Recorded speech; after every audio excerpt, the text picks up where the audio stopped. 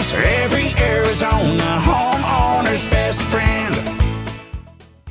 Well, let's talk a little bit as people begin to think about, well, does my unit need to be serviced or does it need to be replaced? And we rate air conditioning units by efficiency ratings, just like you rate a truck miles per gallon or your vehicle miles per gallon.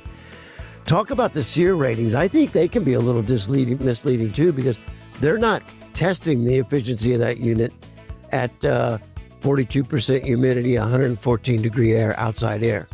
Yeah, so they don't even use SEER anymore. They use what's called SEER 2 now. Yes. The only adjustment there is they actually impact, they put a measure of airflow, because we didn't measure airflow, and air conditioning systems deliver their cooling capacity through airflow. So when you restrict the airflow, you effectively don't deliver the cooling. So SEER rating is just seasonal energy efficiency rating. It's how well the system works when it's 95 degrees outside. So, you know, I don't know if I was a purchaser. And that's the standard. They tested at 95. At 95 degrees, correct. Now at 115, is it operating at that same efficiency rating? No, it degrades quite a bit. But obviously. you do need a common denominator. You need a base. Yeah. So you can compare everybody equally. Yeah, and so there's a handful of things with respect to SEER in the testing. Is number one, most equipment now is going to what they call inverter technology or modulating, which means it can ramp up and down and has different stages. The highest end equipment is fully modulating. As you kind of tear down to some of the mid-range equipment, it might be 2 stages, or there's some now that are coming out that recently came out that are 5 stages. The reason why that's important is we're sizing our air conditioning units to that 115, 118 degree day. Typically every other time, shoulder seasons, evenings, you know, our air conditioning units are oversized, and so they're short cycling. An air conditioning unit might use 10, 15 times more electricity on startup than it would when it runs. So you want your system to run.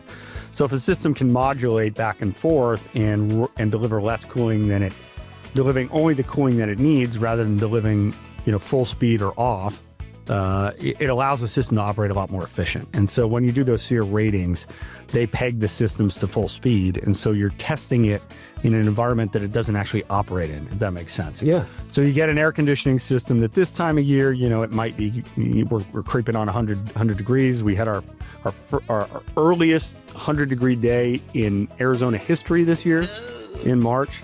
Obviously April, we've seen multiple 100 degree days already.